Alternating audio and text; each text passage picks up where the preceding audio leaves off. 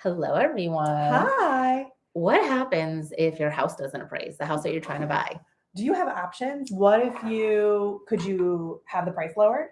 You could, but what seller's going to want to lower it in this market? And then when they've had multiple offers? Yeah. Could you terminate your contract? That's an option. And I would say that would be like the last straw option. But what are some solutions? So people get nervous about appraisals with what happens on the mortgage side of things because the main reason why you get an appraisal is for the mortgage company. Wait, it doesn't really tell me what my value is. So that is not the purpose of an appraisal. An appraisal is a analysis done for the mortgage company's benefit. And it is so we can make sure that the collateral that we have on your loan, because that's what we care about, right? The collateral that we have on your loan is your house. And we want to make sure if you foreclose on your house, we can sell it and pay off the loan. Yeah. So it's really only reassurance for the bank. It's not anything for the buyer. Anything for the buyer. And the real trick right now with appraisals is that appraisers are up against really hard conditions to make these appraisal reports. The conditions that they're up against is they're generally looking in a 1 mile radius of your home, and they want to see sales in the last 60 to 90 days. Yeah. And if what you're buying if it's not your typical like cookie cutter home and there's nothing to compare it to, it's hard for them to really create an accurate valuation. So really, appraisals are something obviously for buyers to worry about, and that it can impact the terms of your transaction. But it's not necessarily a worry. And if your house doesn't appraise, it doesn't necessarily mean that you've overpaid for your house. Yeah, it doesn't mean that it's not worth it. Really, the value comes in where a buyer is willing to pay X amount, like where they see value. Exactly. And where the market sees value. Yeah. Like in this post-pandemic world, like everybody has, like, the new norm is people covering the appraisal through an appraisal gap. Correct. Before the pandemic, it was like almost unheard of. If the house did not appraise, we would typically go back and renegotiate with the seller and come to a meeting of the minds. But also that rarely happened. It rarely happened. Because there was so much inventory. Yeah, right. There was so much inventory. Now there's none. So on the mortgage side, if your house under appraises, you have 3 choices. Okay. So I just have a quick scenario for you, right? A house goes in the market for $350,000. That's its list price. You go under contract for it for $395,000, which is reasonable these days. Yeah. All right.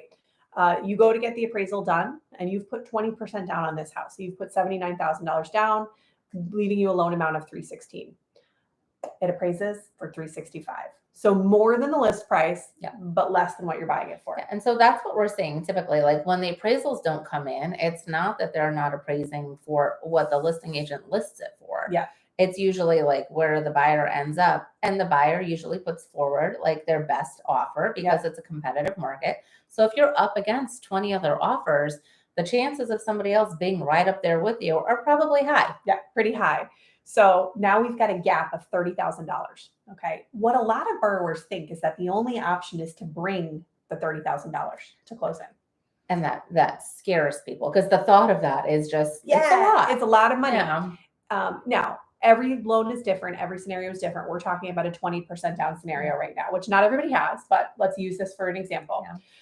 You're putting 20% down. You now are actually at an 86.575% loan to value. And loan to value is the difference between your loan and what you're purchasing it for, or your loan and what it appraises for. Okay. So let's talk about that 20% mark though. Like I know a lot of my borrowers, like my buyers, in their head, they're like, I have to put 20% down because I want to avoid this big scary word called PMI. PMI, private mortgage insurance.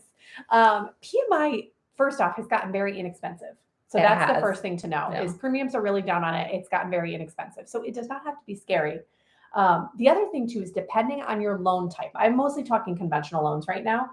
Depending on your loan type, it may go away. So some loan types, you have it for the life of the loan, FHA generally. But for some loan types like conventional, depending on what your loan to value is, your equity position in the property, you don't have mortgage insurance or it will go away partway through your loan. So what happens, right? We've underappraised by $30,000. You can absolutely bring $30,000 to the transaction to put in to maintain your 20% equity position. Okay. That's option one. And that's where a lot of people default to, like, that's my choice. Option two. You have better options. Yeah. Option two, you can pick up monthly mortgage insurance. Okay, so you can pick up monthly mortgage insurance. So for this particular scenario, I ran some figures for a conventional borrower with good credit because PMI is related to your credit score. It would be $44 a month. So less than a cup of coffee a day. Yeah, it's not super expensive. So. You would pay it for 87 months before it terminated on its own at the 78% loan to value position. So you pay it for 87 months, which would be a total of $3,828 over time. Which is a lot better than bringing $30,000 to the closing table. But Sanam, hold on. There's one more choice. That's actually my favorite. So when most people think mortgage insurance, they do think monthly MI. That's where they automatically default to. You can choose or opt, Fred, some banks to pick what we call single premium MI. Single premium, one-time MI. And what one-time MI is where you essentially pay one payment at closing and then you do not have monthly MI in your loan. So on this particular scenario, the one-time MI would be $2,275. Wait, so you're telling me if my house under appraises and I have that $30,000 gap, I can just bring an additional $2,275 to the table and I'm good. And you make it go away. And you make it go away. Amazing. Yeah. So there are options. Don't be scared. I do think working with a great realtor to talk through your appraisal gap strategy before you go in on these offers is really important. Understanding appraisal gap strategy, understanding the risks and rewards of it, and also making choices that work for you and your family. Not everybody wants to be that risky. It may be at the detriment of you getting the offer accepted, but you have to feel good at night. Knowing what your choices are. But the reality is in this market, there's a strong probability the house may not appraise. So diving into it with your lender, making sure that you're qualified, making sure that you have those additional funds to make it work. Like you should have that conversation at the get-go. Yeah, right up front. The other thing to know too is like I have a borrower that underappraised 2 years ago by a pretty decent margin. She underappraised by about it was actually about $30,000. She just sold her house because they are moving and it appraised this year for $50,000 more than she bought it for. Wow, that's amazing. Again, homeownership wins. Homeownership wins, but when you think about that, right, she underappraised and then now appraised for even more than what she bought it for. So that's pretty cool. It's not a good true indicator on what your house is worth. It is a snapshot in time at that moment using comparable sales that are close to you in a numerical formula that works. And that doesn't always work for everybody. Yeah.